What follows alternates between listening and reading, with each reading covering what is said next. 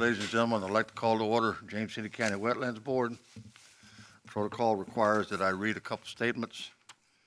The responsibility of this board is to carry out locally the Commonwealth policy to preserve the wetlands and accommodate economic activities so as to prevent their depletion. Mr. Wilson, can we have a roll call, please, sir? Yes, sir. Mr. Roadley. Here. Mr. Waltrip. Here. Mr. Gussman. Here. Mr. Dunn. Here. Mr. Apperson. Here. Any comments on the minutes? Any members, anything to say about the minutes? Minutes stand approved. Moving on to public hearings, I'm also required to recite this before we start our public hearings. The outline for tonight's public hearing will be a staff presentation, followed by questions or clarifications from the board. Then the public hearing will be opened. At that time, anybody wishing to speak may do so once called upon by the chair. All public speakers must state their name and address for the record. After everyone who wishes to speak has done so, the public hearing will be closed and discussion among the board will start. Starting off with first public hearing, WJPA 21 will be presented by Ms. Benedict, please.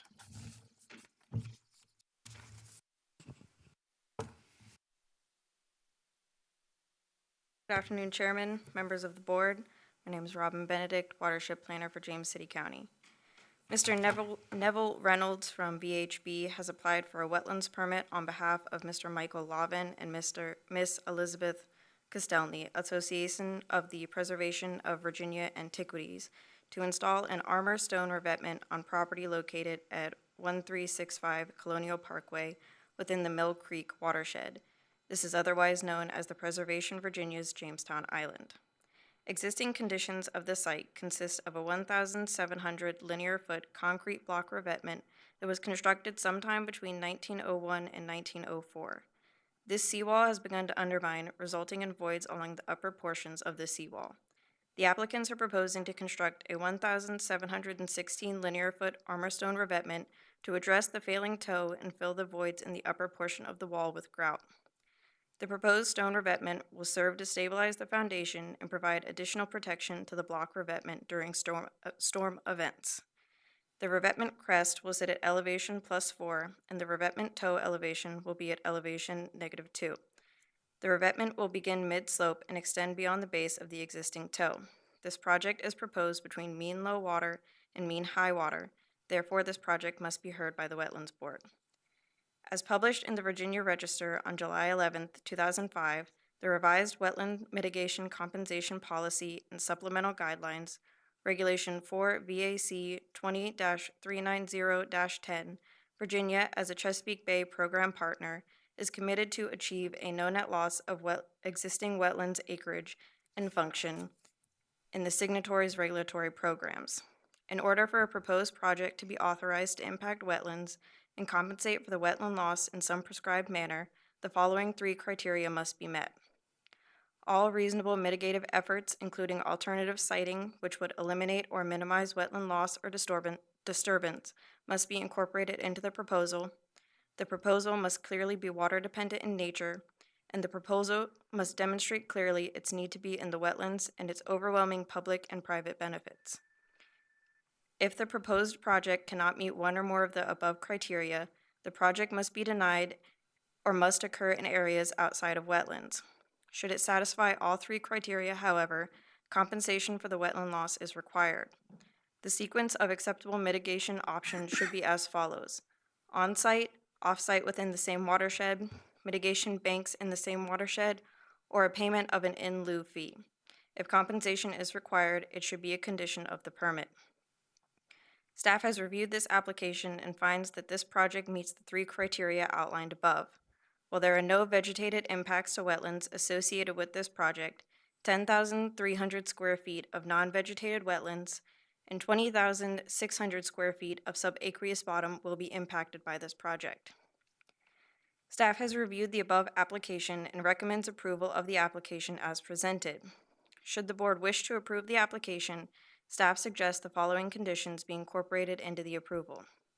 The applicant must obtain all other necessary local, state, and/or federal permits required for the project, and all development activities located in the special flood hazard area shall comply with Article 6, Division 3, floodplain area regulations of the James City County zoning ordinance and received all required approval and permits prior to commencement of such activities.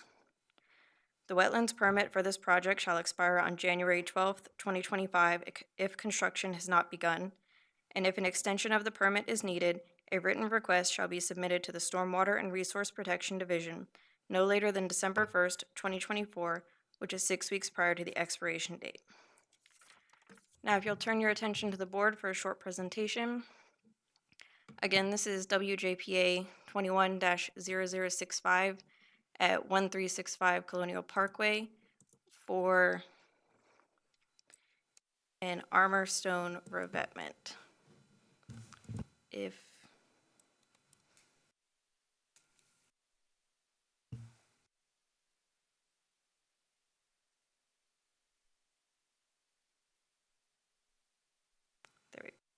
For seawall augmentation, armored stone revetment.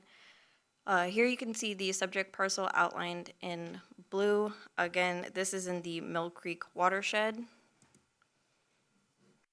And here is aerial photography of the project site, and the revetment goes around the shore of this project.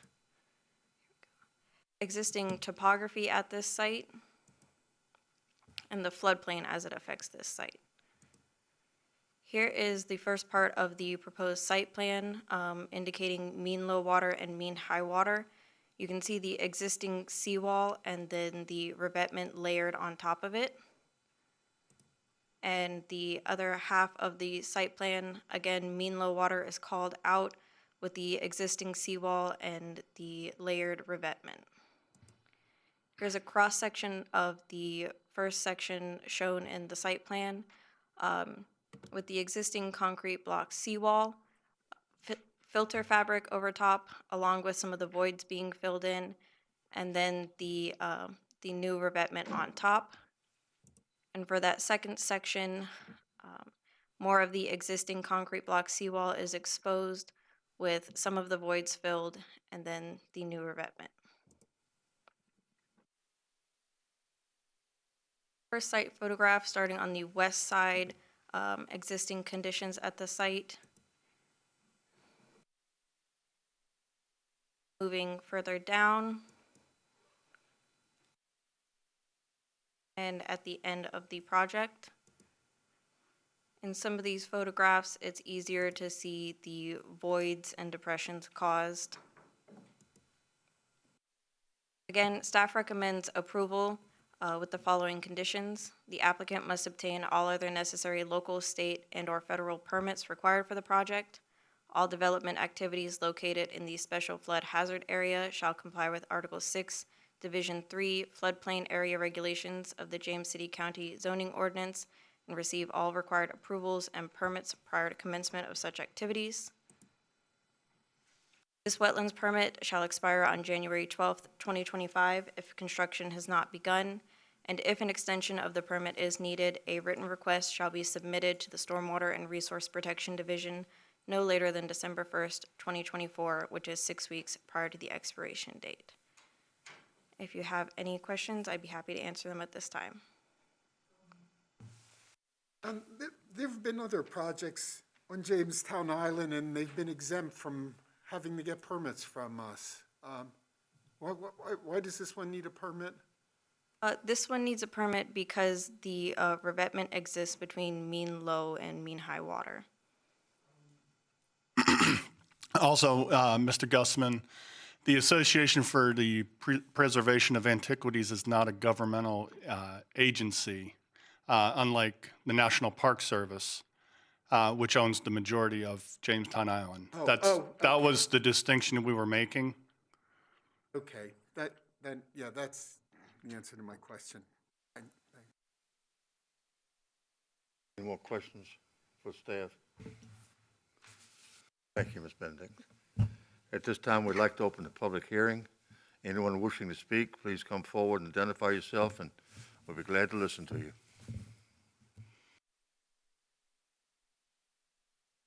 Anybody wishing to speak at this time, we'll close the public hearing. And your thoughts?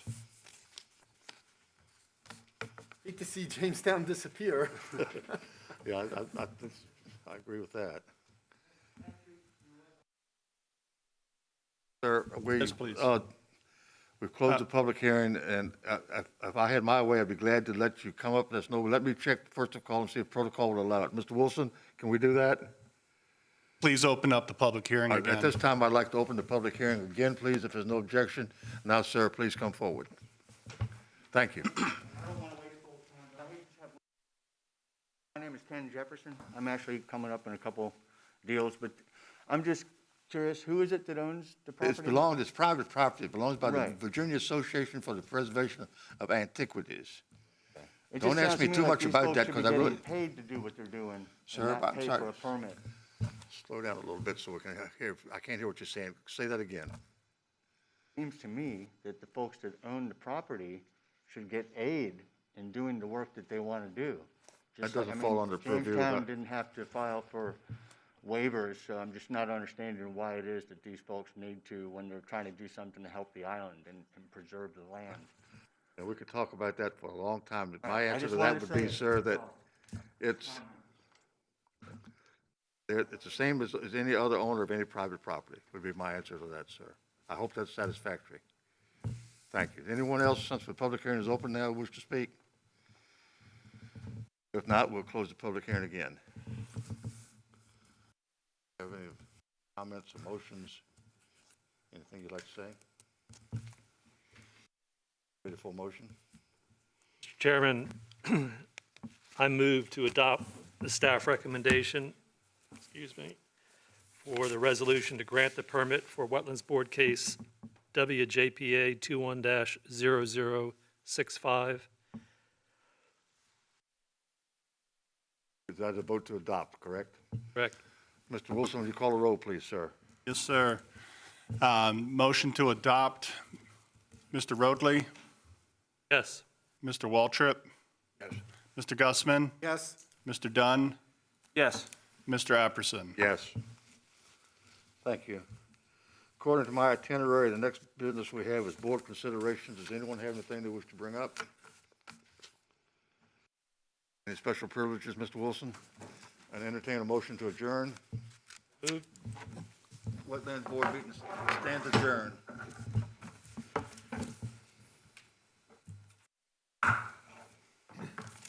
I want to call to order the January 12th, 2022 meeting of the James City County Chesapeake Bay Board. The responsibility of this board is to carry out locally the Commonwealth policy to protect against and minimize pollution and deposition of sediment in wetlands, streams, and lakes in James City County, which are tributaries of the Chesapeake Bay. Mr. Wilson, can we have a roll call? Certainly. Mr. Roadley, Here. Mr. Waltrip. Here. Mr. Apperson. Here. Mr. Dunn. Here. Mr. Gussman. Here. Next order of business are the minutes from our November 10th meeting. Are there any changes to the minutes, any corrections, additions, deletions? The minutes then stand approved. I request, I'd like to ask the board, if you don't have any objections, I'd like to move up the matters of special privilege next. I don't think it'll take this long. We have a special presentation from Mr. Hall of the Colonial Soil and Water Conservation District. And I'd like to get, he's going to give us a short presentation. I'd like to give him a chance to give it and get out of here. Is that okay? Yep. Okay. In that case, we're matters of special privilege. I'd like to call Mr. Hall forward for his presentation. Thank you for coming out, Mr. Hall. Again, I'm Doug Hall. I'm one of two elected directors from James City County to the Colonial Soil and Water Conservation District Board. I'm joined tonight by our district manager, Mr. Jim Wallace, who is the true expert in this field. I'd like to give you a quick update.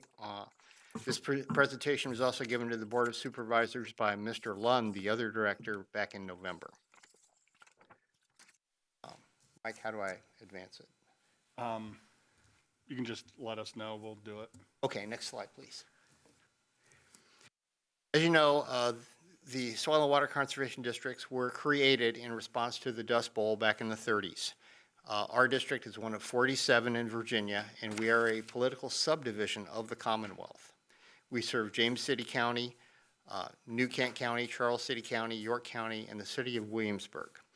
We get about 80% of our funding from the Virginia Department of Conservation and Recreation, and almost all of our funding is tied to specific programs and is obligated for those programs. Next slide. Traditionally, soil and water conservation districts focused on agriculture, and that has been true in James City County as well. Our agricultural programs include the Virginia Agricultural Cost Share Program, which provides technical and financial assistance for agricultural conservation practices.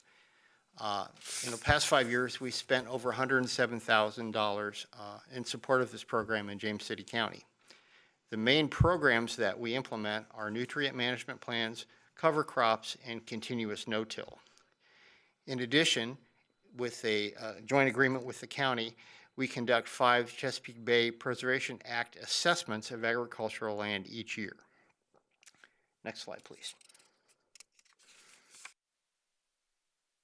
We also support educational programs. We've been a strong supporter of Virginia Dominion's Envirothon, sponsoring Jamestown High School team for the past several years. This past year was a virtual competition in which the team placed 3rd. In addition, our own Robin Woolsey, who is our urban conservationist, has been a judge for the Williamsburg James City County Schools Science Fair for the past several years and is heavily involved in that program. Next slide, please. The Williamsburg Community Growers Partnership has been a huge success for us. As you know, there's a community garden up between the sports complex and War Hill High School. It was created in a land use agreement with James City County and Dominion Energy, utilizing what was somewhat neglected green space.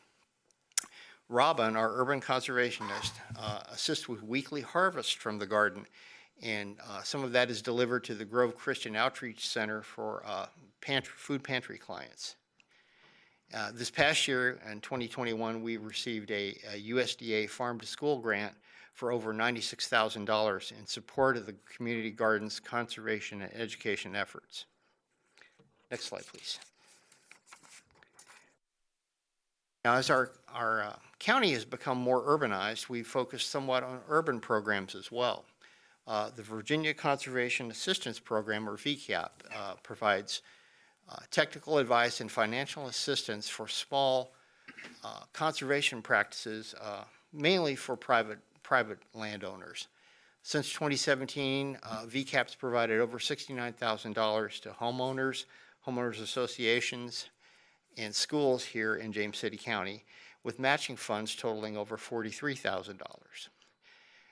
This program does require the applicant to maintain the conservation practice for 10 years and does put a burden on the district for inspection of those conservation efforts.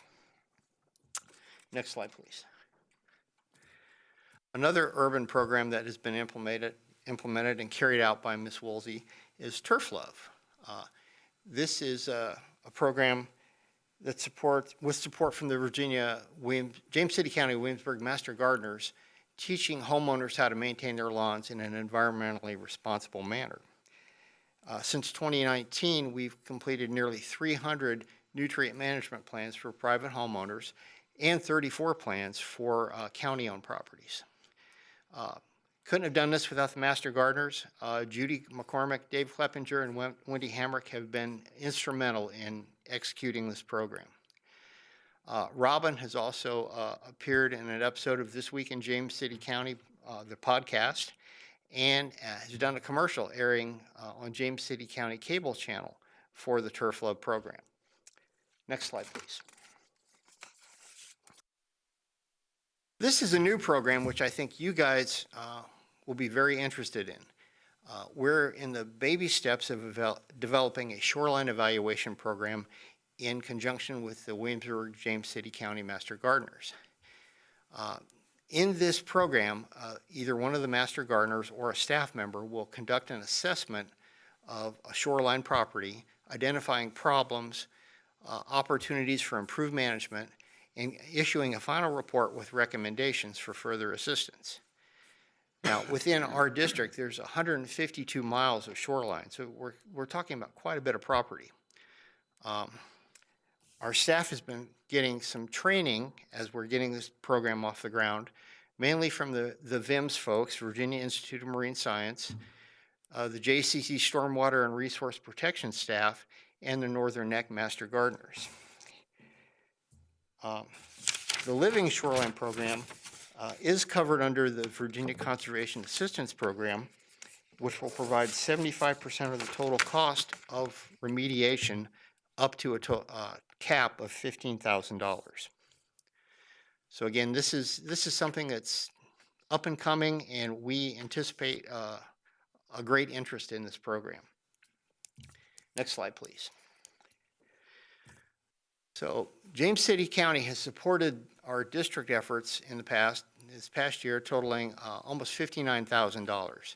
And I'd like to take this opportunity to thank the Board of Supervisors and everyone on the James City County staff for their huge support.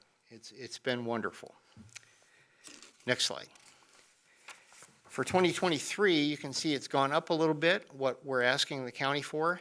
That's mainly in the area of VCAP, and that is in anticipation of a lot of interest in the shoreline evaluation program. We think that that's going to take off, and we're going to be doing a lot of cost share with that program. Next slide, please. So for future conservation opportunities, we are asking for supplemental funds from James City County to sustain and expand district efforts. There's an opportunity for leveraging JCC environmental program funds. We've provided inputs into the update of the comprehensive master plan for the county, mainly focusing on the extremely high stocking rate for horses that is allowed in the county. It's way above the industry standard, and as you probably know, horses, more than any other form of livestock, will nibble grass down to the ground and then trample the mud into goo. And so we're hoping that in the new comprehensive plan, they're going to reduce the stocking number for horses here in the county. In addition, we're looking to expand volunteer training opportunities for the shoreline evaluation program, perhaps getting the master naturalist involved as well as the master gardeners. And again, that program will officially launch in this year. Next slide. So along with myself, Mr. Bob Lund, who recently came back from heart surgery, is both your district county representatives, along with Mr. Wallace and Robin Woolsey, who is the urban conservationist. So with that, that concludes my presentation, and I'd like to take any questions you may have. Any questions? No. Thank you very much for coming out. Again, thank We you. appreciate the work you do. And most of us, I think, realize that a lot of the problems in agriculture can dwarf by many orders of magnitude the problems that we see in, small residential lots. The agricultural issues, boy, can have huge impacts on water quality, and you guys really have your work cut out for you. Absolutely, absolutely. Anyway, thank you very much. Thank you, Mike and staff. Please. Just 1 second. Recess for 1 minute.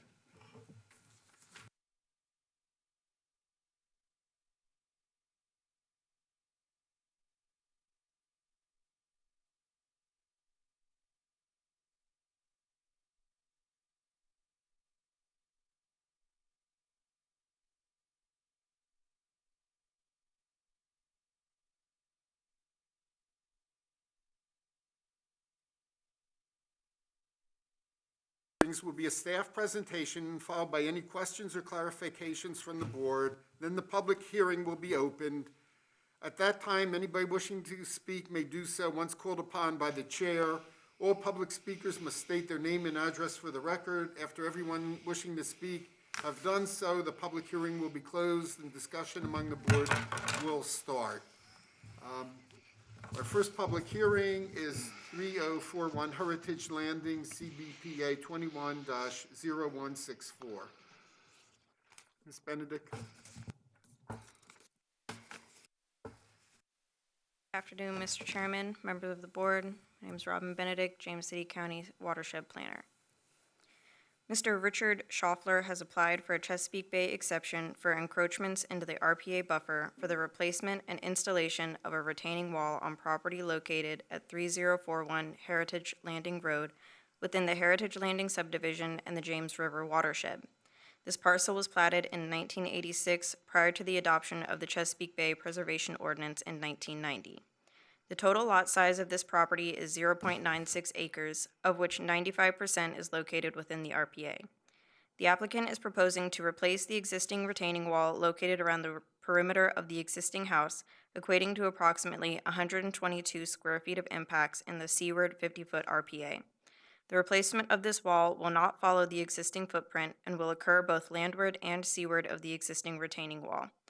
Required mitigation of this amount of impervious impacts to the RPA equals the planting of 5 shrubs. Staff has evaluated the application and exception request for the replacement and expansion of a retaining wall. This application meets the ordinance conditions in sections 23-11 and 23-14 and should be heard by the board because the retaining wall is considered accessory in nature. The board may grant exceptions to section 23-7 if the application meets the following 5 conditions. The exception request is the minimum necessary to afford relief. Granting the exception will not confer upon the applicants any special privileges denied by Chapter 23, Chesapeake Bay Preservation of the James City County Code to other property owners similarly situated in the vicinity. The exception request will be in harmony with the purpose and intent of Chapter 23 of the James City County Code and is not of substantial detriment to water quality. The exception request is not based on conditions or circumstances that are self-created or self-imposed, nor does the request arise from conditions or circumstances, either permitted or non-conforming, that are related to adjacent parcels, and reasonable and appropriate conditions are imposed which will prevent the exception request from causing a degradation of water quality. Staff has reviewed the application and exception request and has determined the impacts associated with the proposal to be minor for the proposed development. Staff recommends approval for this exception request, and if the board wishes to approve this request, staff recommends the following conditions be incorporated into the approval. The applicant must obtain all other necessary federal, state, and local permits as required for the project, including a building permit if necessary. The submittal of a mitigation plan equating to 5 shrubs be submitted to the Stormwater and Resource Protection Division prior to project start, and a surety of $250 be submitted in a form acceptable to the James City County Attorney's Office to guarantee the mitigation plantings. This exception request approval shall become null and void if construction has not begun by January 12, 2023, and written requests for an extension to an exception shall be submitted to the Stormwater and Resource Protection Division no later than December 1st, 2022, which is 6 weeks prior to the expiration date. Now, if you turn your attention to the screen, again, this is CBPA 21-0164 for 3041 Heritage Landing Road for the expansion and replacement of an existing retaining wall. Mr. Wilson. Thank you.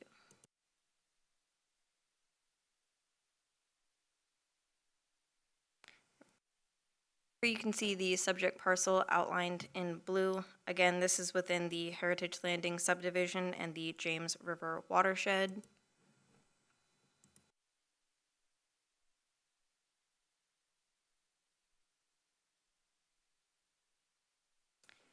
Here is aerial photography from 2005 of the project location, and you can approximately see where the retaining wall follows the shape of the existing home. The topography at the site gets much steeper beyond the existing retaining wall towards the water. The resource protection area as it affects this site, again, it's 95% of this site. And the floodplain as it affects this property. Here is the submitted site plan. Mike, if you wouldn't mind clicking twice. In blue, if you can see, is the existing retaining wall, and the yellow outlines the proposed replacement. Towards the left side of this site plan, that is where the retaining wall will be more seaward, and up top, it becomes a little more landward for a little bit and sort of evens out more to just being a replacement of the existing wall. And the resource protection area down in the corner, so the entire house is within the RPA. Site photographs, here is where the retaining wall begins. It does wrap around all the way to the driveway and continues back behind the house. From the side view, you can see how the retaining wall is starting to slope.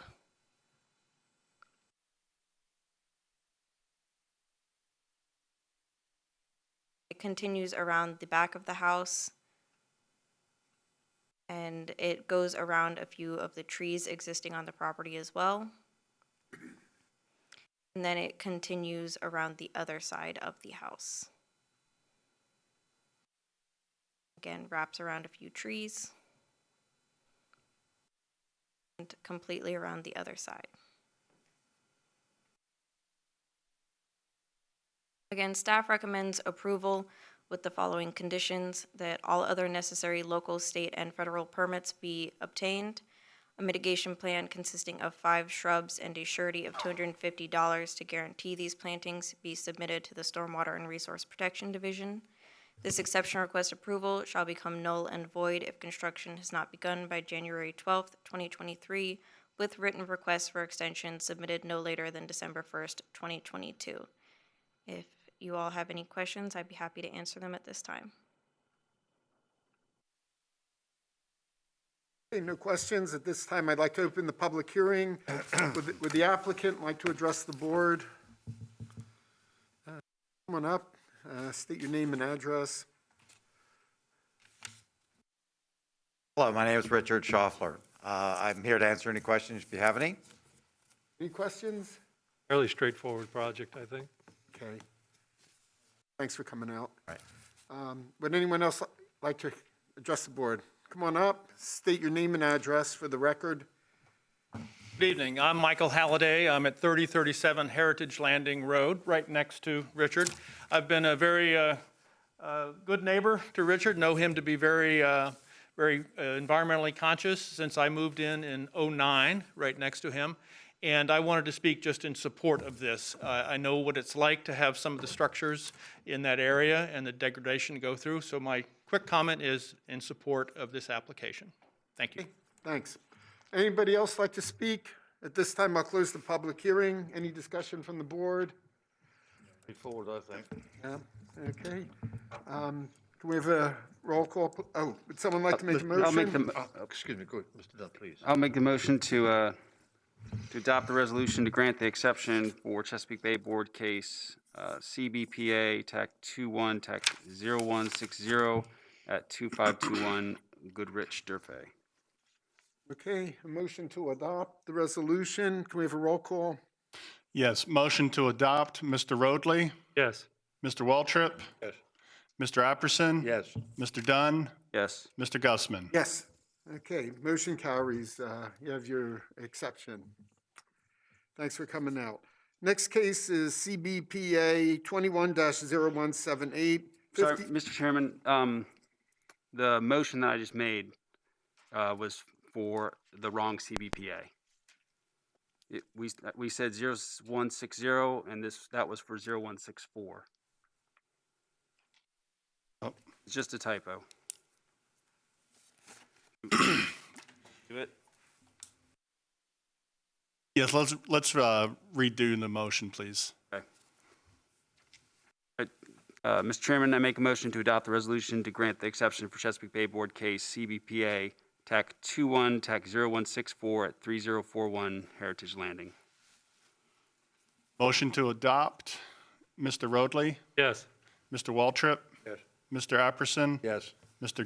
Dunn, Yes. Mr. Gussman. Yes, okay, motion carries. Thanks for catching that. All right, next one is 5508 Swan Road, another retaining wall.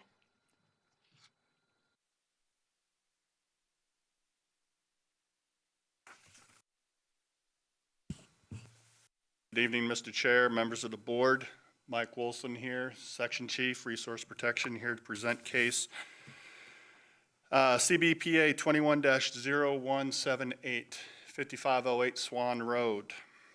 Mr. Scott Marlowe of Marlowe's We Care Company has applied for a Chesapeake Bay exception for encroachments into the RPA buffer for construction of a retaining wall on property located at 5508 Swan Road within the Mallard Hill subdivision and the Powhatan Creek watershed.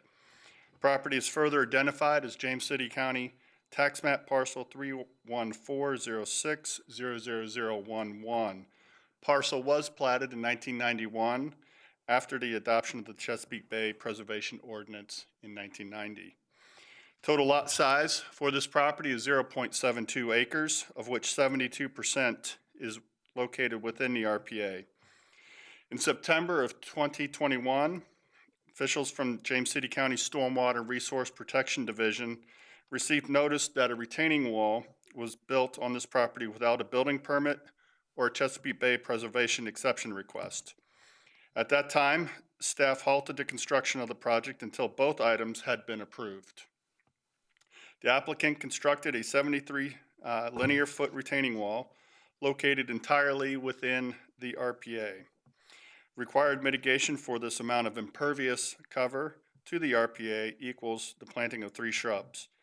Because this exception is being heard before the board after the fact, staff requires that that mitigation amount be doubled, equaling 1 planting unit. Staff's evaluated the application and the exception request for the construction of the retaining wall. This application does meet the ordinance conditions in sections 2311 and 2314 and should be heard before the board because the construction of the retaining wall is considered an accessory structure. This exception request is being heard by the board after the initial construction of the project. The board may grant exceptions to 23-7 if the application meets the following 5 conditions. That the exception request is the minimum necessary to afford relief. That granting the exception will not confer upon the applicant any special privileges denied Chapter 23. The exception request will be in harmony with the purpose and intent of Chapter 23 of the James City County Code and is not of substantial detriment to water quality.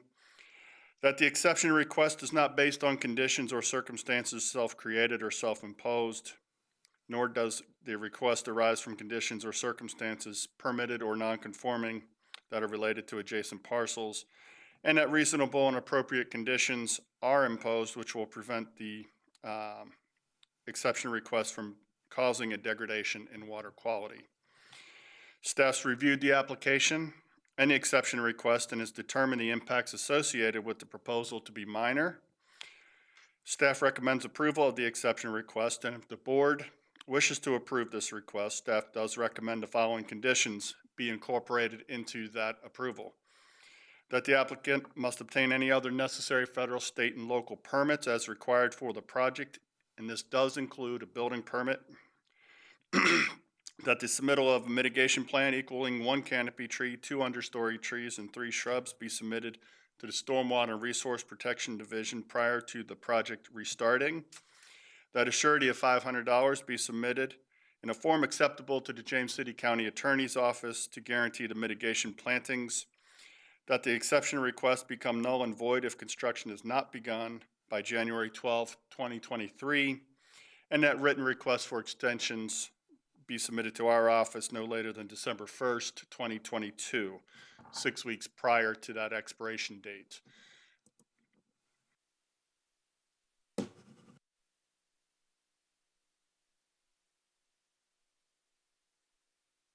Spacebar. So their request is for the installation of a retaining wall. Project's located at 5508 Swan Road within the Mallard Hill subdivision as outlined in blue on the attached vicinity map. This aerial photograph does show that wall being built. Topography of the site, the nature of the wall or the nature of the property prior to the wall being built, the backyard behind the driveway and behind the deck did slope off to the northwest, or I'm sorry, northeast as shown. And it gives the homeowner a little bit of usable backyard. Plus there was, they were experiencing some erosion back behind the driveway. RPA as it affects this property, you can clearly, excuse me, you can clearly see the retaining wall construction is within the RPA as outlined in green. And then the floodplain, as it affects this property, it does not affect the project, but it does impact the back of the property. Site plan that was submitted showing the retaining wall, 73 feet in length, the RPA buffer as it affects the property. There, you can see on this site plan, there are a couple additional walls, timber walls and brick wall related to the construction of the driveway and the house itself. You can also see a screened porch and a brick patio on that site plan. Those are already constructed. Couple site photographs. You can see the nature of the wall at its tallest, approximately 4.5 to 5 foot tall. Does require a building permit as it is over 3 feet of unbalanced fill.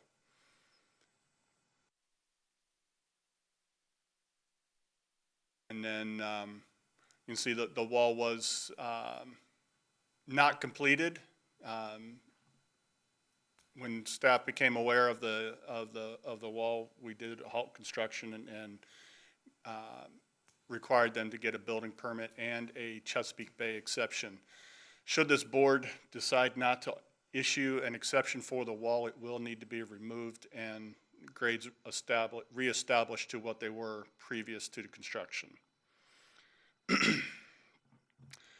Staff does recommend approval with the following conditions: that all other permits necessary for this project are obtained, including local, state, and federal permits.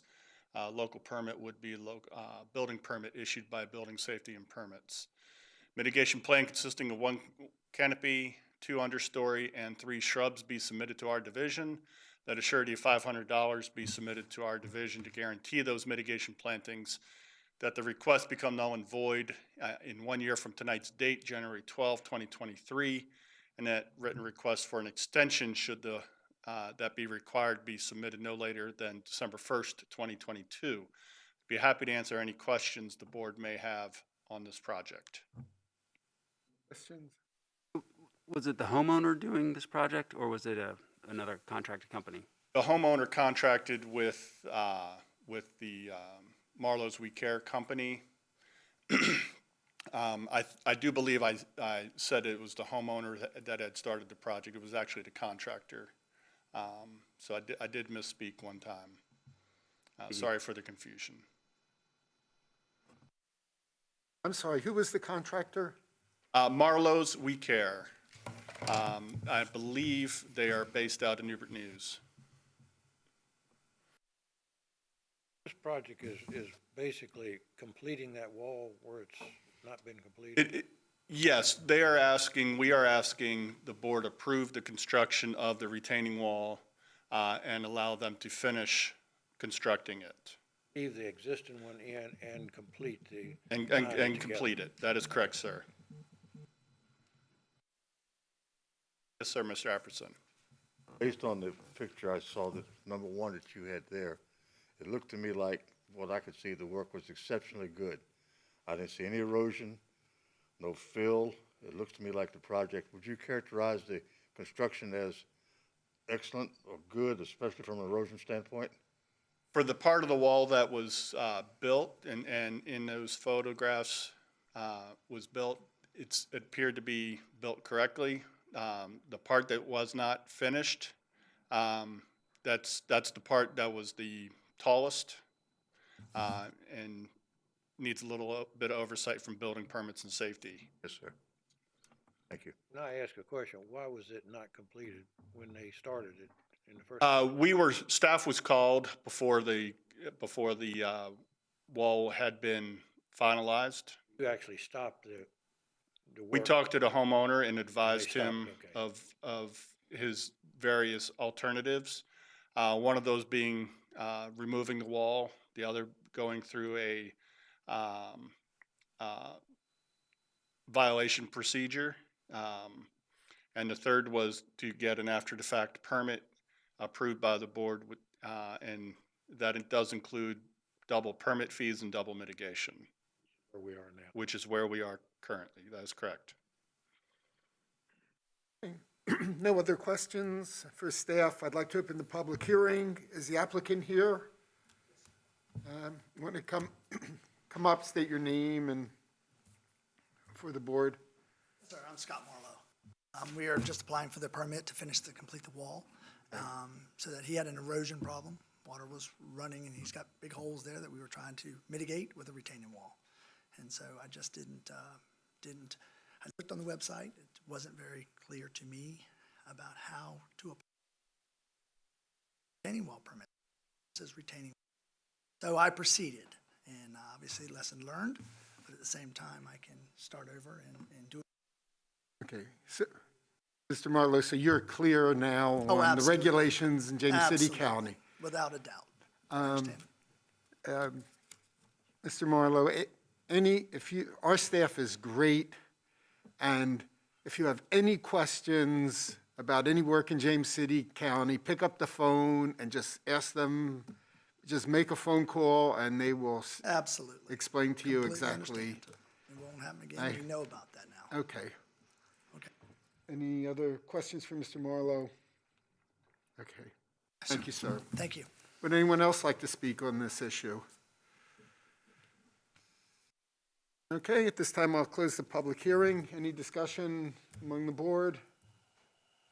I would like to say, as we continue on with it, I would like to vote in affirmative on it. Okay. Would someone like to make a motion? Mr. Chairman, I'd like to make a motion, please, that the board adopt resolution for CB 00178 Swan Point Road for approval of continuation and completion of the retaining wall. Okay.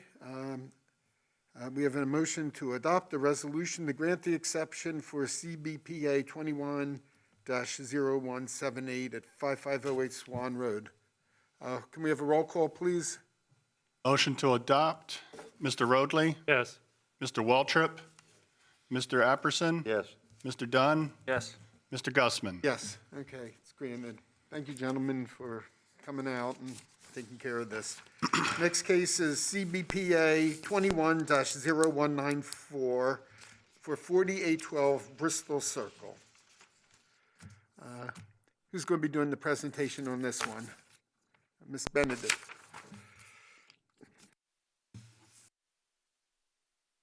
Good afternoon, Chairman, members of the board. My name is Robin Benedict, a watershed planner for James City County. Mr. Kenneth Jefferson has applied for a Chesapeake Bay exception for encroachments into the RPA buffer for the installation of a playhouse on property located at 4812 Bristol Circle within the West Ray Down subdivision and the Mill Creek watershed. The parcel was platted in 1986 prior to the adoption of the Chesapeake Bay Preservation Ordinance in 1990. The total lot size of this property is 0.7 acres, of which 87% is located within the RPA. In November of 2021, officials from the James City County Stormwater and Resource Protection Division received notice that a playhouse was being built on this property without the submission of a Chesapeake Bay Preservation exception request. At that time, the applicant halted the construction of the playhouse until an exception request had been approved. The applicant has begun the construction of a playhouse to the rear of the existing house, equating to approximately 115 square feet of impacts in the seaward 50-foot RPA. Required mitigation of this amount of impervious impacts to the RPA equates to the planting of 3 shrubs.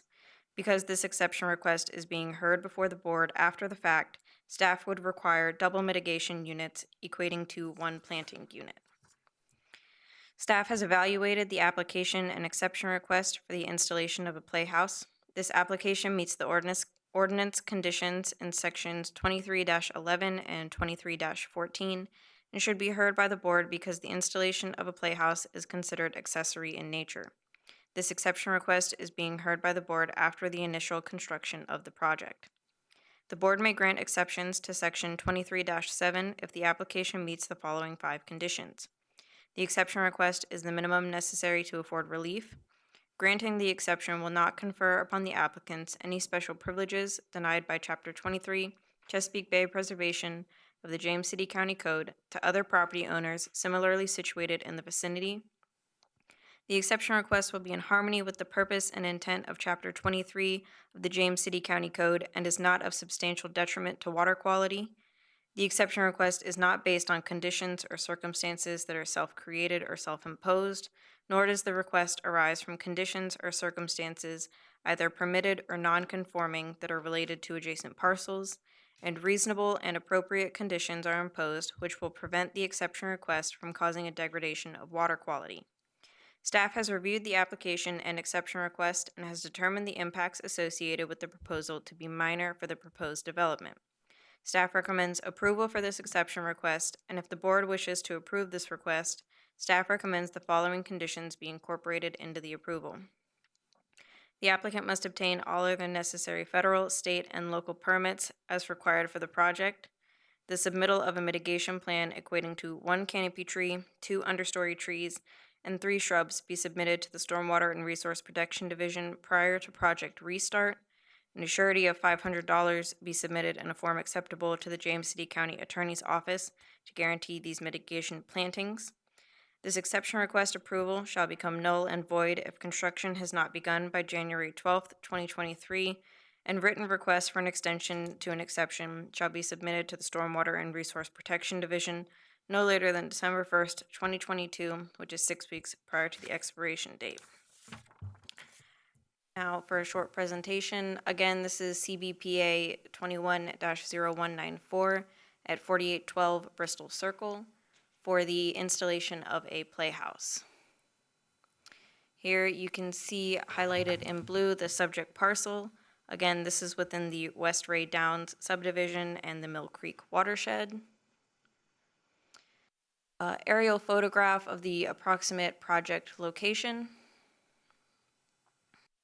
Topography, the project location is within the flattest portion of the yard. And the resource protection area, as it affects this lot, it goes up into just the back fourth of the house. The submitted site plan, which shows the approximate placement of that playhouse, that sits along a fence in the backyard. And Mr. Wilson, if you could click about, yep, the 100-foot resource protection area. Highlighted in yellow there is that proposed playhouse. And the green line at the, more towards the right of the site plan is the approximate edge of wetlands.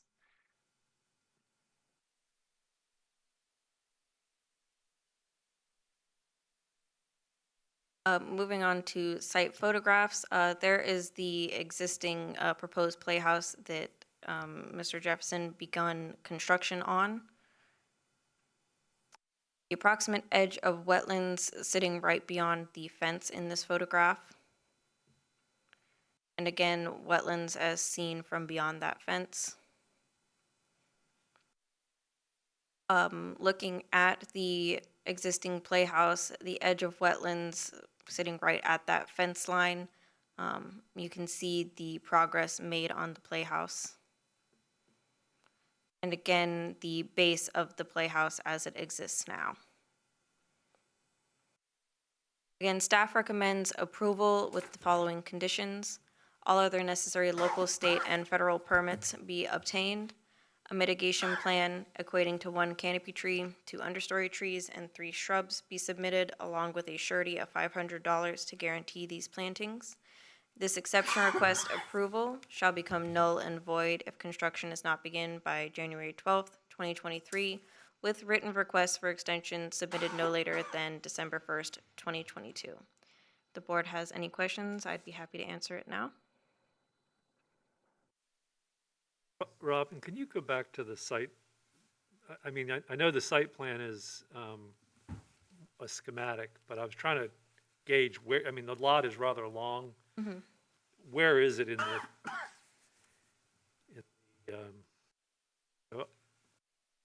what is the boundary in red? Both of those red lines indicate the, the boundary. Perhaps Mr. Jefferson himself can speak better to that boundary line, because he is the one that drew that in, but I believe it's more of the outline of his property. Thank you. I know that the red line behind the proposed playhouse is indicating the fence that was installed, although his property line does extend a bit further than that. Thank you. Is the fence in violation, or is it the playhouse that's in violation? The playhouse is what is in violation. I'm not sure how long the fence has been there, but it was there before we were given notice about the construction of the playhouse. We're talking about the playhouse. Yes, sir.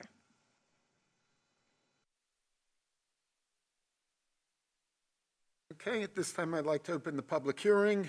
Would the applicant like to come forward and address the board?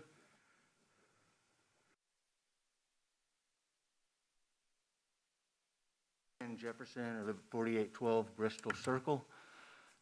Yep, looking to build this playhouse for my kids, enjoying the backyard and this wonderful property we have. To clarify, or where our property line extends past Mill Creek, about 10, 15 yards. So that fence line is way inside of our actual property, which, effectively in many ways is not our property to do with what we will, you know what I'm saying? So, the overlap of the drawing of these maps and when, the plats were made, there's some disconnect there. I feel like there should be something in place, kind of sidetracking here a little. I'm going to stay one quick spill on this and move on, but I have to say, I believe there should be something in place for homeowners that fall in this category where plats were created, this map was made, and, things were missed, basically. Our whole home, up until just recently, this RPA zone that was mapped out today is different than what I saw online 2 months ago. 2 months ago, both my house and the house up in this direction on the screen were fully engulfed all the way into the street. The RPA zone was, and that's what happens, most of the homes on the perimeter of Westray Downs, on the outer perimeter, most of their homes are all either covered by the RPA or whatnot, because it kind of follows the line of Mill Creek. For what it's worth, I think, I don't know that we should be getting run through the ringer. I got the double whammy for starting the bill, and, that was just didn't, I was in the RPA, and it is what it is, but.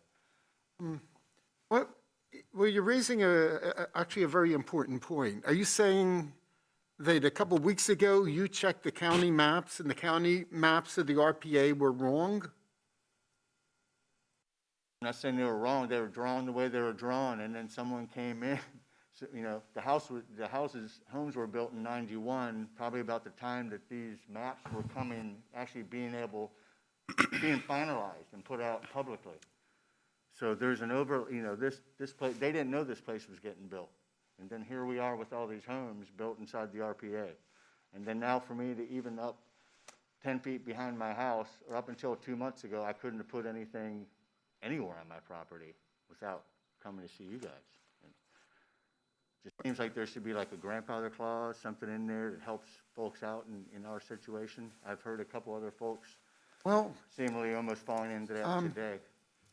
if the RPA maps for the county are consistently wrong, the board would really be interested in that, but that has not been our experience. I think, You haven't seen many folks with their homes inside of the RPAs? yes, their homes are because the houses were built prior to the adoption of the RPA, and we take that into account.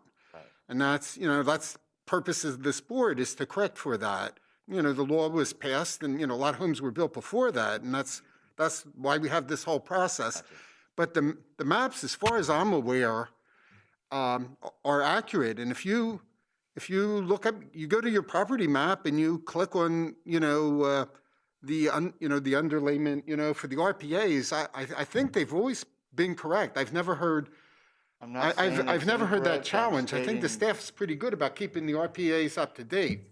Now, wetlands, can change, and, maybe a wetland that was mapped, may exist now that wasn't there 50 years ago because hydrology changes, but I think our maps are pretty good up to date. So,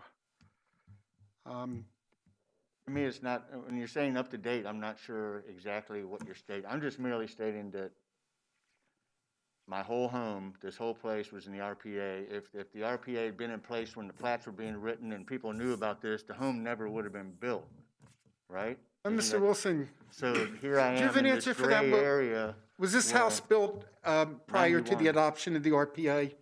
Yes, sir. This house was built in 1986. The Chesapeake Bay Preservation Act came into effect in 1990. If I may address his concern about the RPA changing, it did change recently. There was an error in the GIS. I did fix it. That error had the wetlands going up almost to his house and pushing that RPA out into the street and across the property. We cut off the wetlands at the back fence that is installed on that property. We did not require a Army Corps of Engineers confirmation on that wetland line, which would set the RPA on that property and the surrounding two properties most accurately. Okay. All right.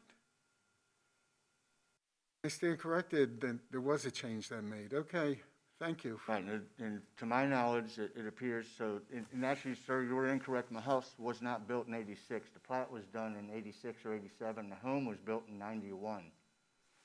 So there's another, with the. Okay, but that still would be considered grandfathered. I know when my home was built. Yeah, so anyway, I don't know. We could go on and on. I'll leave it at that. But I wanted to, if you have any other questions, Any other questions for the applicant? All right, thank you. Would anyone else like to speak on this issue? All right, at this time, I'll close the public hearing. Discussion from the board.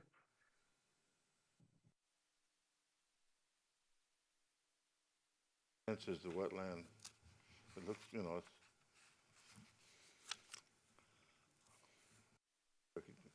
it looks okay. Okay. All right, would someone like to make a motion?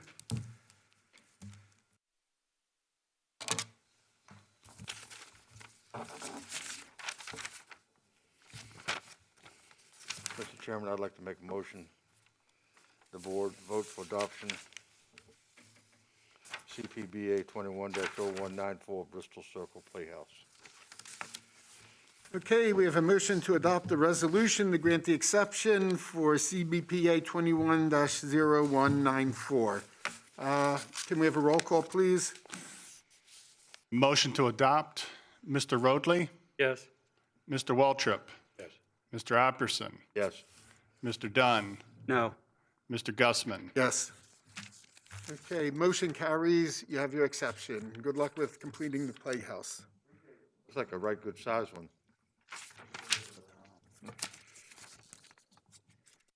Next case is CBPA 21-0130, 115 Heathery.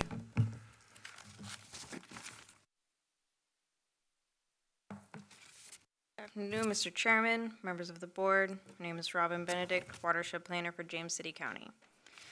Mr. Chase Grogg has applied for a Chesapeake Bay exception on behalf of Elite E&E Investments for encroachments into the RPA buffer for the construction of a single-family dwelling on property located at 115 Heathery within the Fords Colony subdivision in the Powhatan Creek watershed. The parcel was platted in 1991 after the adoption of the Chesapeake Bay Preservation Ordinance in 1990. The total lot size of this property is 0.29 acres, of which 100% is located within the RPA. The applicant is proposing to construct a single-family residence equating to approximately 2,340 square feet of impacts in the seaward 50-foot RPA and 1,199 square feet of impacts in the landward 50-foot RPA. Required mitigation of this amount of impervious impacts to the RPA equals 9 planting units. The applicant has proposed to plant 5 planting units and pay the remaining 4 credits in the amount of $2,250 to the Chesapeake Bay Mitigation Fund. Based on the high water table, the applicant does not feel that infiltration or rain garden BMPs would be applicable for this proposal. Staff has evaluated the application and exception request for the construction of a single-family dwelling. This application meets the ordinance conditions in sections 23-11 and 23-14 and should be heard by the board because the construction of a single-family residence extends into the seaward 50-foot RPA. The board may grant exceptions to section 23-7 if the application meets the following 5 conditions. The exception request is the minimum necessary to afford relief. Granting the exception will not confer upon the applicants any special privileges denied by Chapter 23, Chesapeake Bay Preservation of the James City County Code to other property owners similarly situated in the vicinity. The exception request will be in harmony with the purpose and intent of Chapter 23 of the James City County Code and is not of substantial detriment to water quality.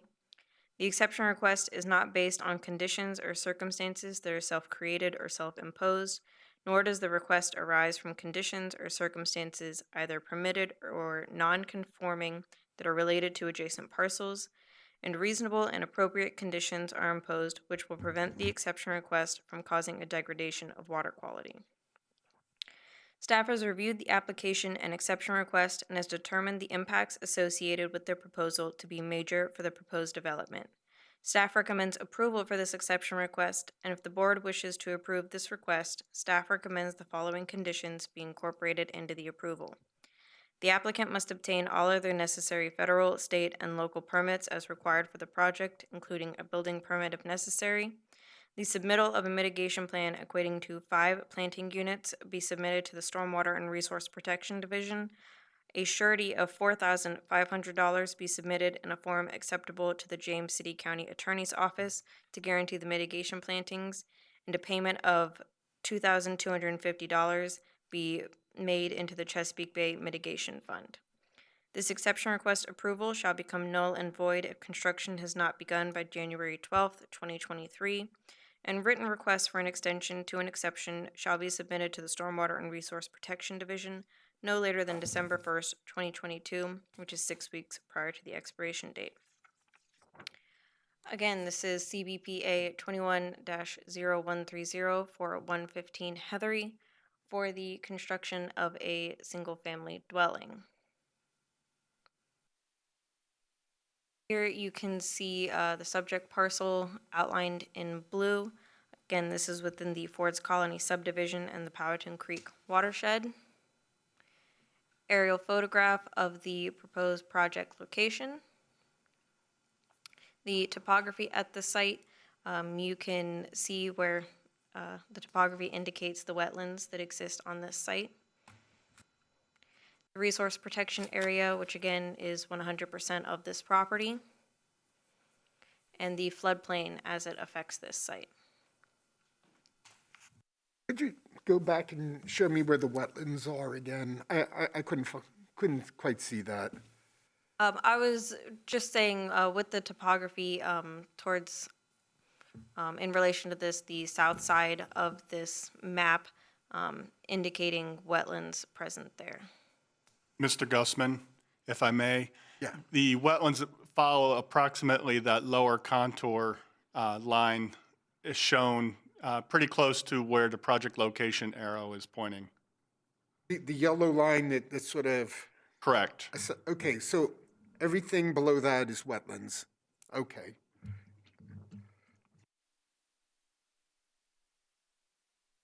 I'm sorry, go ahead. You're fine.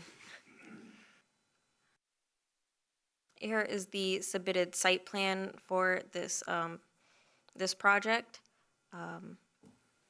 If we could click ahead a few, please. The 100-foot resource protection area, shown as the farther left red line, the proposed residence highlighted in yellow, and the 50-foot resource protection area. The edge of wetlands may be difficult to see, but it is the yellow line towards the right side of the site plan, and the limits of clearing, which were chosen to be as far outside of the wetlands as possible while also adhering to the Ford's Colony building requirements. Site photography, the stake in the front is indicating the front of the house, and the stake further back showing about how big that front entrance section will be. Looking from the right side of the site onwards, another stake indicating the corner of the house. And towards the left side of the proposed house, a stake showing how far over the lot the house will sit. Looking into the wetlands that exist on the site. And again, showing the approximate edge of the wetlands. I believe it may be very difficult to see, but there is a wetland flag shown in this photo. The blue tape, is that the wetlands flag or? I don't believe the blue tape was, there was a pink flag. It doesn't appear to be showing up very well in this photo, but there was a pink flagging on site. Again, staff recommends approval with the following conditions. All other necessary local, state, and federal permits be obtained. Mitigation plan consisting of 5 canopy trees, 10 understory trees, and 15 shrubs, along with a surety of $4,500 to guarantee these plantings be submitted. Also, payment into the Chesapeake Bay Mitigation Fund in the amount of $2,250. This exception request approval shall become null and void if construction has not begun by January 12th, 2023, with written requests for an extension submitted no later than December 1st, 2022. If the board has any questions, I'd be happy to answer them at this time. I am really sorry, but I'm being really slow in understanding this. Can you put up the diagram that shows the RPA limits and the wetlands? And when I looked at it on my computer, I had trouble with it, and I still don't understand. Is there any way you can use a pointer or show? I want to make sure I understand what line is showing the edge of the wetlands and where the RPAs, the way the RPAs run. So the two more vertical red lines going through the house and then to the left of the house, those are the 50-foot and the 100-foot RPA lines.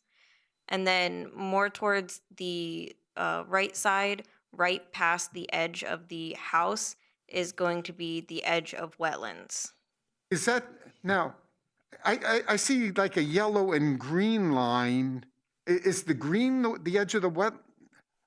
Oh, yes, my bad, I must have misspoke earlier. The green is the edge of the wetlands, while the yellow is the limits of clearing. Yellow's the limits of clearing, and the green is the edge of the wetlands. Where's that wetlands line starting? Is it? I'm really having trouble with this, with where the wetlands run. I believe that Mr. Grog can clarify that a little bit better for you when the public hearing is open. Okay. In any case, how far is the wetlands from the proposed edge of the house? Again, Mr. Grog can clarify that for you. Okay. All right. That was my main question. I had a lot of trouble understanding this. Any other questions from the board? One more time. What percentage of the house is in the RPA? 100%. 100%. Okay. Everything, obviously, if the line is way out there, With it being so close to the wetlands, what's the elevation of the house versus the wetlands on flood?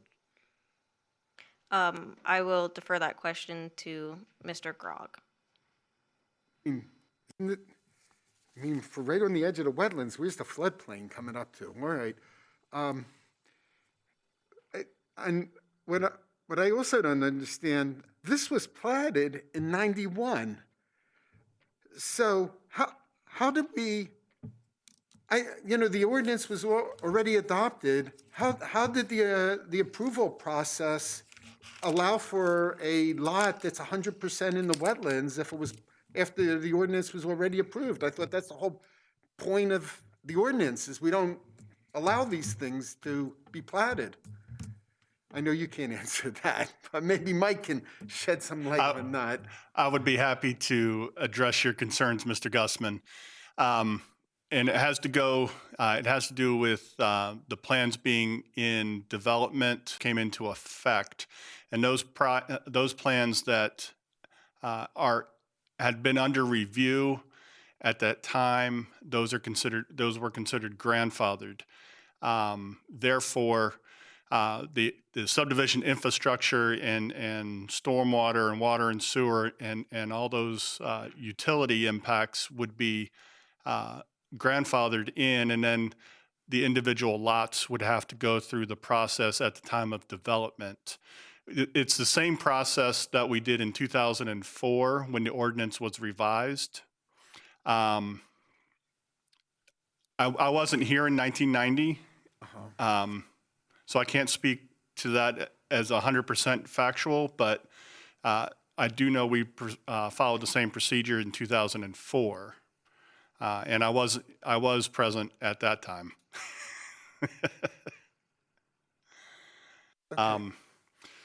The floodplain issue that Mr. Waltrip raised, that will be addressed at the building permit stage.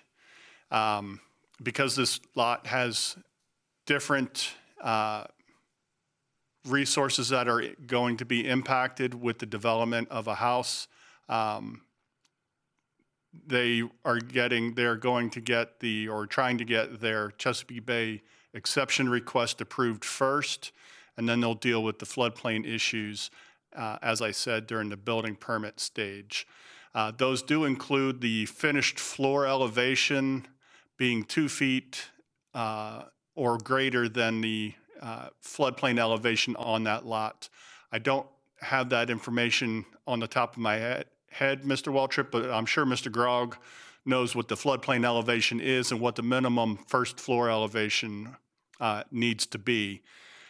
Furthermore, it's going to be built on a crawl space, and that crawl space must have flood vents installed to allow for any future floodwaters to go in and out without damaging the structural foundation and integrity of the home. I hope that somewhat addresses your concerns. Yes, thank you. Any other questions for staff? Okay, at this time, I would like to open the public hearing. Would the applicant like to come forward and state your name, address for the record?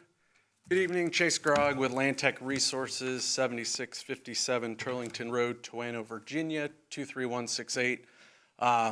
Yes, this is one of the tougher projects we've had the pleasure of working on here in Ford's Colony.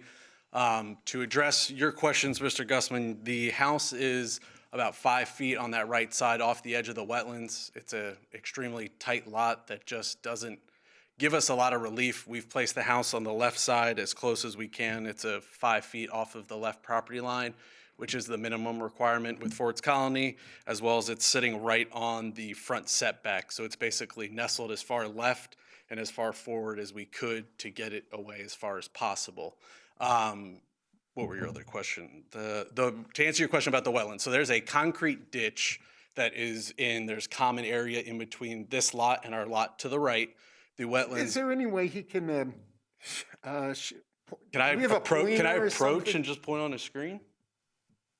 Unfortunately, Mr. Gussman, the mouse pointer is not working, either at the podium or at the, over here, so,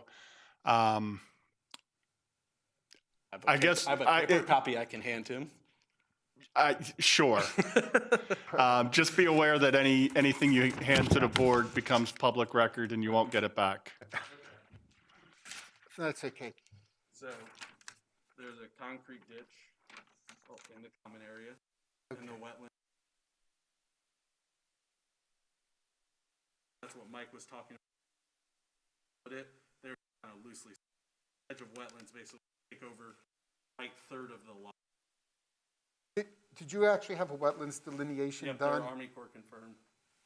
And this is a recent one, right? That's correct. Okay.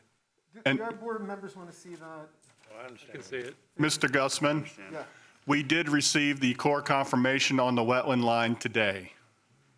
So, oh, that's the other project. I apologize. Do you guys want to see where this concrete ditch is he's talking about? I think I I already think know I can what's see it going on the, Got it, I got it. All right, thank you, thank you. And then briefly, before I go into some other stuff, Mr. Waltrip, yes, basically the grade at the right of the house is 36 feet. In James City County, without going through the LOMA process with FEMA, we're not allowed to place any fill within the lot. And since we're so close to the wetlands, it wasn't really a process we even thought about going to, because the base flood elevation on this lot is 40.5. That's why the other graphic had it all the way off of the lot. So basically, the grade that there is going to be what stays. So the grade is 36, and the house is all the way up above 43. So the house is going to sit up, decently high above the grade that's out there to comply with the regulations Mike was talking about. But you're saying that if the water comes up and goes under the house, it makes more sense to have drains than it would be put sand in there with a filter, with a fabric there to keep it dry. If it comes up, it would be in the sand below the fabric for moisture barrier. Does that make more sense? So the bigger issue we would run into that is we're not able to bring the grade up outside of the house. And so what we would actually be doing is creating a retaining wall underneath the house. So we would need the outside of the house to actually retain all that soil, as well as that. It brings in a couple other things with FEMA. So per those regulations, it's easier to place the flood vents, make everybody happy, and go from there. And then the only other thing I really wanted to touch base on is, you guys are aware, we put infiltration basins on every project I think I've brought before you before. The three things that are going against this lot are, one, the flood zone. We're not, per the regulations, we can't actually put an infiltration basin within the flood zone. Two, with the wetlands being right there, the water table being high. And then three, the lot just doesn't have fall for us to be able to infiltrate something and daylight a pipe somewhere else. Because without being able to complete infiltration testing on site to prove the soil actually infiltrates, we have to daylight a pipe somewhere else. And we just purely don't have, even if we did want to go into the wetland, if there was a drop off 20 feet into the wetlands to be able to daylight a pipe, 5 feet down, that's not even an option on this one. There will be a separate permit done. The sewer cleanout they ran the sewer down the middle of the wetlands. So our sewer cleanout is in the back of the property. That's that little bit of clearing that you see that goes through the wetlands. But that'll be handled with Mike and the Army Corps through different permitting. Happy to answer any questions you guys have. Is what it is. The tough one. Yeah, it's a very tough lot. It's like I said, I think it's the hardest one that I know it's definitely the hardest one I've brought to you guys. There's only one other one within Forts Colony that I can, kind of compare it to that at least I've worked on. But, we did our best to keep we looked at a left load garage, a right load garage. We tried to keep everything as far left as possible and, make work with basically what we have out there. Any other questions? Thank you. You're welcome. Would anyone else like to speak on this issue? At this time, I will close the public hearing and discussion from the board.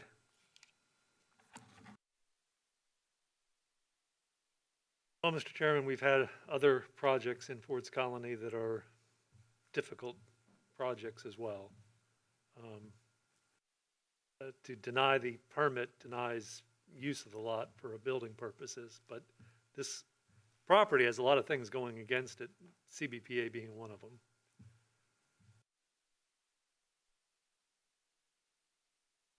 I feel like it's been engineered as good as it could possibly be. Mr. Waltrip knows a lot more about that than I do, but it looks like it'll work, to me anyway. What was explained to me seemed like it made sense. I concur with Mr. Apson's assessment of it. It looks like they've got this thing just puzzle pieced in there the best they can.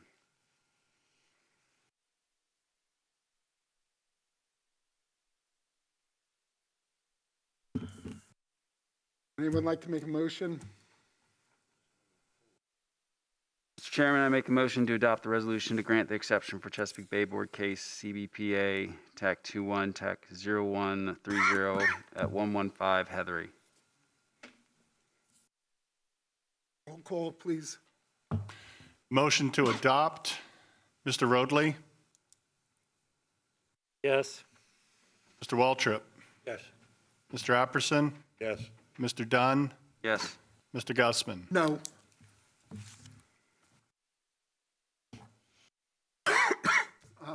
Thank you for coming out. You have your exception.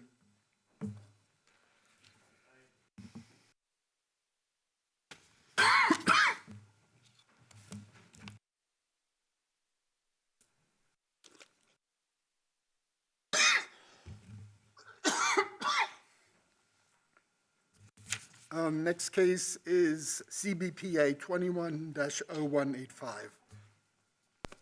It's only a cold. Good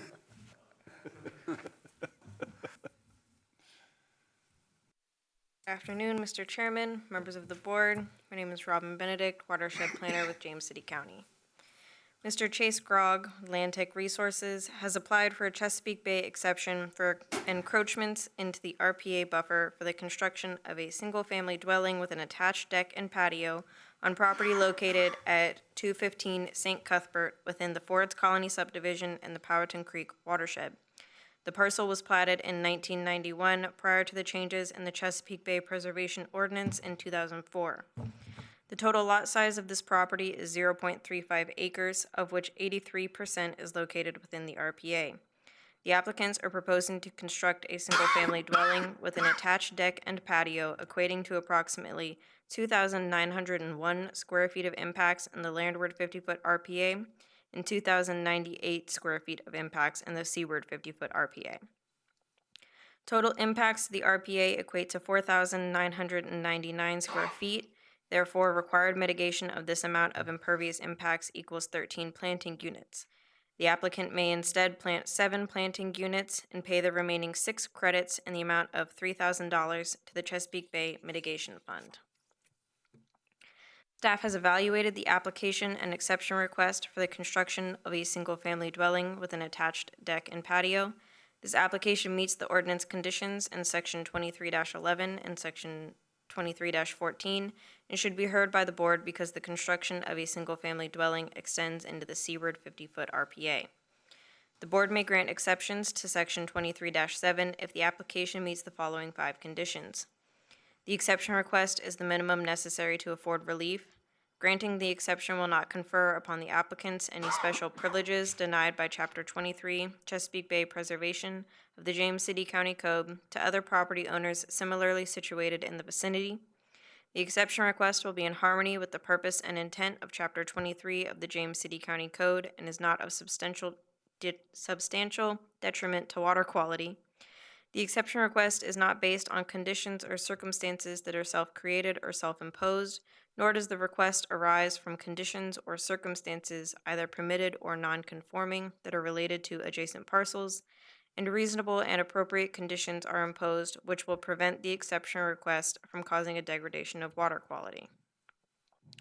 Staff has reviewed the application and exception request and has determined the impacts associated with the proposal to be major for the proposed development.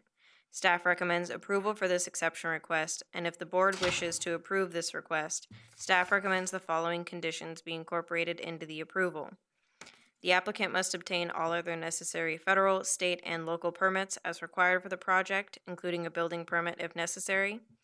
The submittal of a mitigation plan equating to 13 planting units, or the submittal of a mitigation plan equating to 7 planting units with a payment of $3,000 into the Chesapeake Bay Mitigation Fund, be submitted to the Stormwater and Resource Protection Division. And a surety of $6,500 be submitted in a form acceptable to the James City County Attorney's Office to guarantee the mitigation plantings.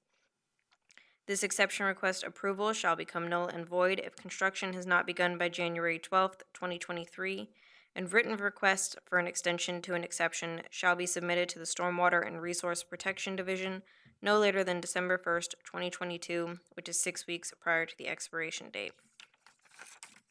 Again, this is CBPA 21-0185 at 215 St. Cuthbert, for the construction of a single-family dwelling with an attached deck and patio. Here you can see the subject parcel outlined in blue straight in the middle of the screen. Again, this is within the Ford's Colony subdivision and the Powhatan Creek watershed. A photograph of the project location, as well as topography at the site, sloping downwards towards the water.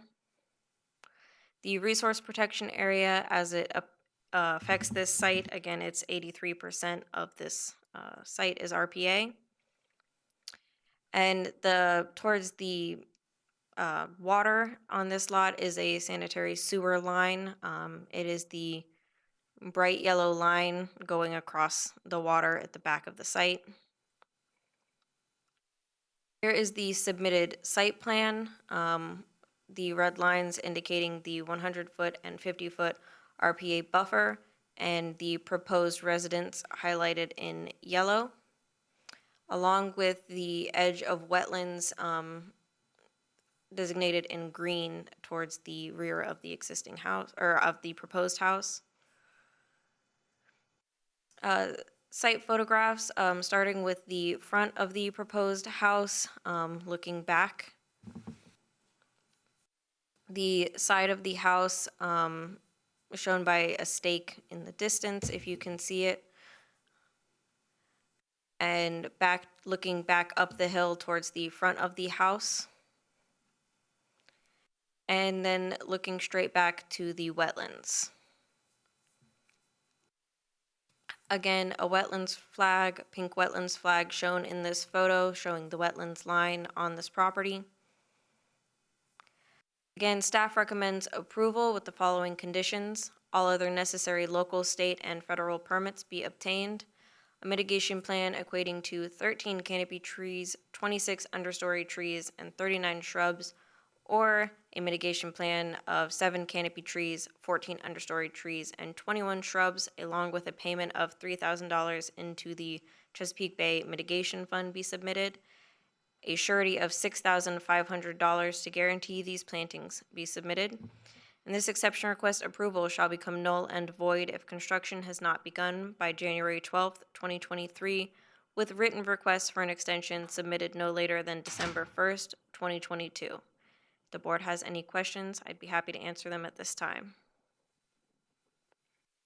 Any questions for staff? None? Okay. At this time, I'd like to open the public hearing. Please state your name again for the record. Evening again, Chase Grog, Land Tech Resources, 7657 Turlington Road, Towano, Virginia, 23168. Do you guys mind going back to the plot plan?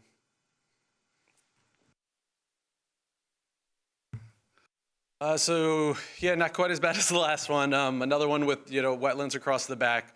When I first started working with the Wilsons, we actually had the house basically into the wetlands. So we've cut that way back.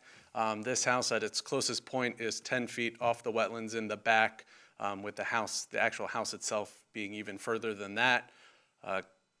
this one as well, with when it comes to trying to do any infiltration. It's not really shown on this picture, but basically just above this and beyond the sanitary sewer easement is a pond.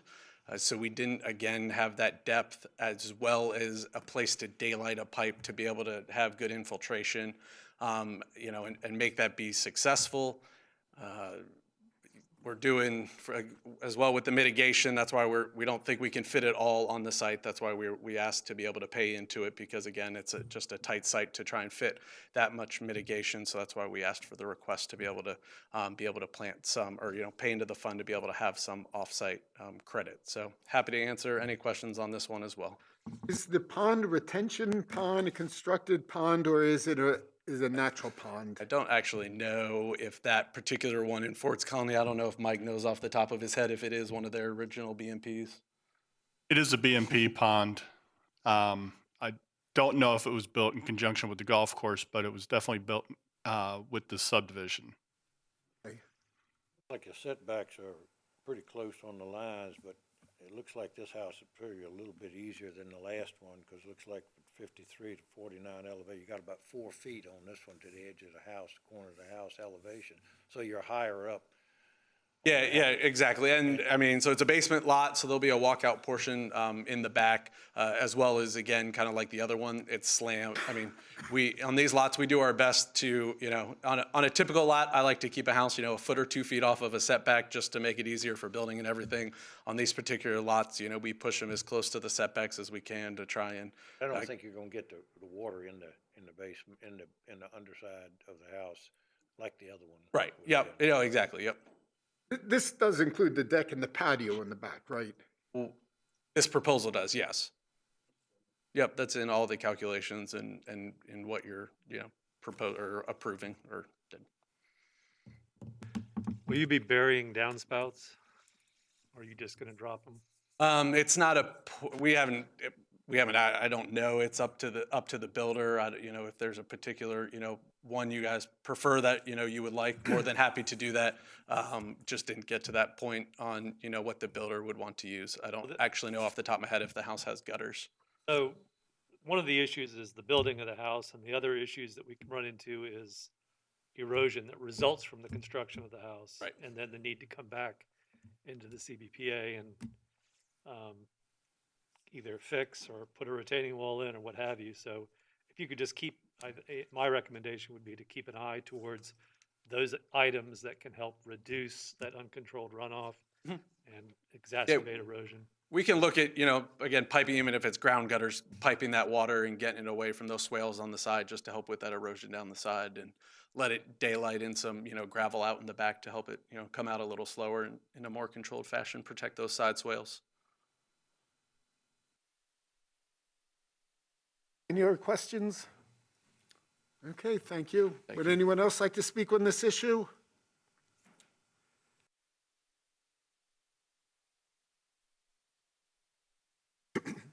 Danny and Joanna Wilson in Lorton, Virginia, and we're the property owners and just here to see if you have any questions that we might answer. Thanks for coming out. Any questions for the property owners? Okay. Thank you. Thanks for making the drive down. Anyone else? At this time, I'll close the public hearing. Discussion from the board.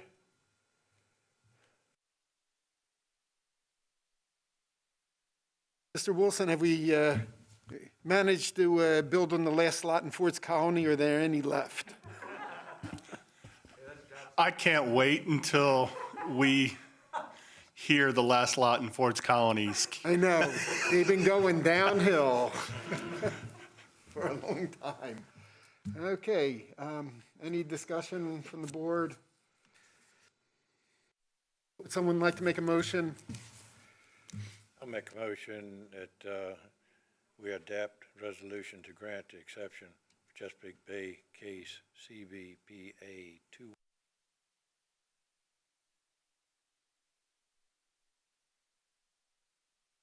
Health rate.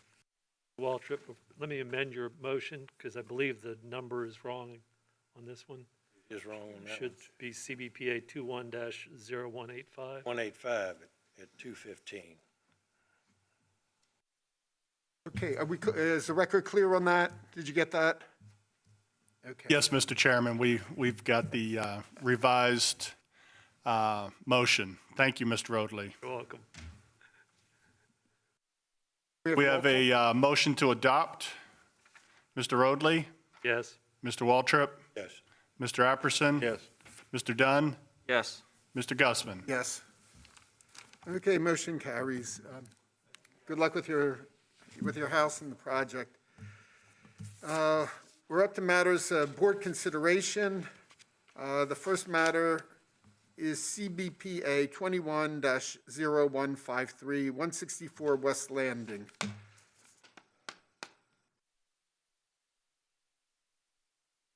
Good afternoon, Mr. Chairman, members of the board, Robin Benedict, Watershed Planner, James City County. Ms. Carrie Morelli is requesting a one-year extension to CBPA 20-0153, originally granted on February 10th, 2021. The request will provide the applicant more time to fulfill the requirements of other federal, state, and local permits. Staff concurs with this request with the stipulation that all permit conditions, except for the expiration date, be reauthorized and that the new date of expiration be January 12th, 2023. Any questions for staff? Nope. We don't have to have a public hearing. Can we have a motion? Motion to adopt the resolution to the resolution to extend the exception for Chesapeake Bay Board case CBPA 19-0153 at 164 West Landing. We have a roll call. Motion to adopt the resolution for extension for CBPA 20-0153 at 164 West Landing. Mr. Roadley? Yes. Mr. Waltrip? Yes. Mr. Apperson? Yes. Mr. Dunn? Yes. Mr. Gussman? Yes, motion carries. The next matter for board considerations is CBE 17-048, 7515 Oak Cove Road. Mr. Chairman, members of the board, Ms. Jennifer Privet is requesting a one-year extension to CBE 17-048, originally granted on March 8th, 2017. This exception was granted an extension on March 14th, 2018, March 13th, 2019, and again on March 11th, 2020. The applicant has expressed that this extension will allow issues regarding contracting to be resolved. Staff concurs with this request with the stipulation that all permit conditions, except for the expiration date, be reauthorized and that the new date of expiration be January 12th, 2023. This will be the fourth extension request for this project. Do you know the extent of the contracting issues? I believe Mr. Wilson could speak to that. Ms. Privet is wanting to rebuild the house, and she's going through value engineering in order to come up with a solution she can afford. Thank you. Man, 4 extensions, that's an awful lot. I don't know, it gives me a little bit of grief. Wait, so she's rebuilding the whole house or just an addition? She got an exception for an addition, and she's redoing the existing house as well. Remodeling. Okay. Thank you. I don't know, I mean, that's a lot of it. What are your thoughts? I mean, these are hard times and people are having trouble finding contractors. I think normally I wouldn't vote for this, but given the extenuating circumstances with COVID and labor shortages, I guess I can go along with it. Well, maybe they got more time at home to deal with it now. Yeah. Somebody want to make a motion?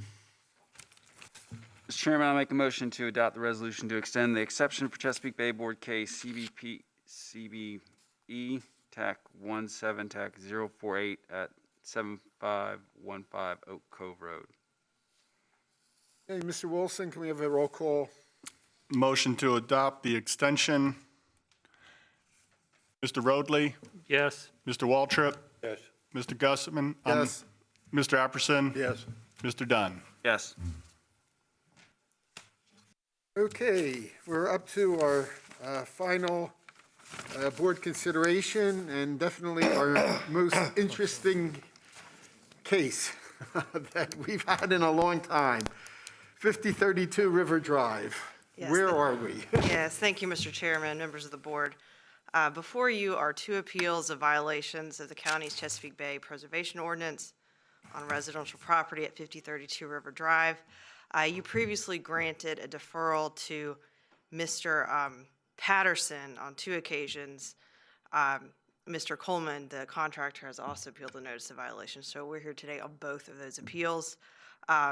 Staff cited both the property owner and the contractor for failure to obtain permits and for failing to comply with the plan of development process that resulted in the rear yard collapsing into Diaskin Creek. And you have staff report and photos in your board packet. Both Mr. Patterson and Mr. Coleman, through their respective attorneys, have agreed to accept the violations as detailed in the resolutions in front of you. And staff recommends that the board adopt the two proposed resolutions, finding Mr. Patterson and R.A. Coleman to have violated the Chesapeake Bay Preservation Ordinance.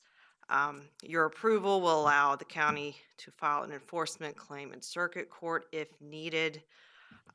Mr. Bean is here on behalf of his client, Mr. Patterson. He's going to come up here and ask you to amend those resolutions. I ask that you not entertain that request. I anticipate that we're going to have to litigate this issue, so this is the next step to that end. Okay, thank you. Mr. Bean, please come forward, state your name and address for the record. Mr. Chairman, members of the board, I appreciate your time. Greg Bean on behalf of Danny Patterson, Gordon Reese Law Firm here in Williamsburg, 5425 Discovery Park Boulevard, Suite 200. We are in agreement with moving forward on this resolution. We think we are close to a resolution with the neighborhood, with the neighbor, Mr. McSherry, Mr. Patterson, and Mr. Coleman. The trick is getting insurance coverage, which is always a trick, trying to get the insurance company to pay some into this so that we can get a resolution that makes sense for everybody. The original resolution did not include the third clause, which says, whereas the board is of the opinion that the negligent acts of the appellant resulted in the violation of the county code. And Mr. Coleman's attorney asked that that be inserted in there in order to help trigger coverage, because coverage doesn't apply to intentional acts. So he wanted something in there that said negligent or unintentional.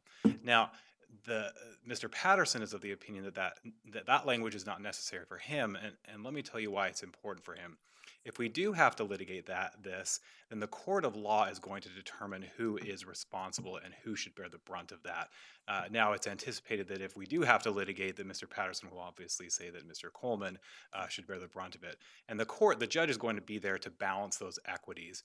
Now, the problem is when an administrative body like this makes a finding of negligence, it limits the opportunity, or potentially limits the opportunity, for the court to shift that to one party or the other, and it may tie the court's hands to be able to do that. It doesn't mean the county's going to get any less than they could or couldn't have. It just means the equities might not be able to be balanced. So all we're asking for is, in that clause with respect to Mr. Patterson, just that phrase negligent either be stricken out or changed to unintentional. The code section 23-18, doesn't require there to be a finding of negligence. It just says that any person who violates the provisions. So that provision is still going to say the provisions are violated. It's just going to exclude that negligent language, which binds the parties in a different way if you go to litigation. So we're just asking on Mr. Patterson's that one word negligent either be stricken out or changed to unintentional. Otherwise, we are working towards a resolution. We think we are close. We have engineers involved. We have a proposal from Mr. McSherry with definite numbers. There's a claim rep on hand. Mr. Patterson is willing to work with this, so that's our request. Thank you, board. Thanks. Ms. Parman. I got this same request last night, and my advice to the Board of Supervisors was to leave the resolutions as is. again, I anticipate we're going to have to litigate this issue. So I've drafted those resolutions in such a way that best serves the county's position. Okay, what does the board do at this point? I'm sorry. I'll give you some tax language. I need a motion to adopt the two resolutions affirming the Chesapeake Bay violations issued to R.A. Coleman and to Danny Patterson. I can repeat that if. Okay, These are resolutions that the board has passed, the Board of Supervisors. Yes, there was an appeal of the stormwater and the erosion and sediment control violations issued to the same parties, and those appeals by code go to the Board of Supervisors. So they had pretty much the same resolutions in front of them last night when they heard the appeals and affirmed them as written. gentlemen, I think we should, go along with our council and not make any changes. Everyone okay with that? Yeah, I think so. At least I Okay. am. Okay. Can you read that motion? I couldn't write it Certainly, down. certainly. Read the motion for us. I need a motion to affirm the two resolution, I'm sorry. I need a motion to affirm the two violations issued to R.A. Coleman and to Danny Patterson pursuant to the Chesapeake Bay Ordinance. Something to that effect. We have a motion. Do we have to have, one of the board members say that they're proposing that, or? Yeah, one of us needs to make it. Just some, yeah. Mr. Chairman, I propose we affirm the two violations that are in front of the board tonight regarding Mr. Arnie Coleman and Mr. Danny Patterson. That's R.A. Coleman, Inc., just to clarify, and your motion's on the table. I'll call the roll if you don't mind. Mr. Roadley? Yes. Mr. Waltrip? Yes. Mr. Gussman? Yes. Mr. Apperson? Yes. Mr. Dunn? Yes. Okay, and the motion carries. Two violations are affirmed. Thank you. Can you keep us updated, on how this is proceeding? Yes, certainly. I will do that, Mr. Chairman. Thank you. I've already had a couple citizens mention to me that, who are out on the river, that they saw what the heck went on there. And people are aware of what's going on there. Okay, we need one final, we've had our matters of special privilege. Can I have a motion to adjourn? A move. Okay, we are adjourned.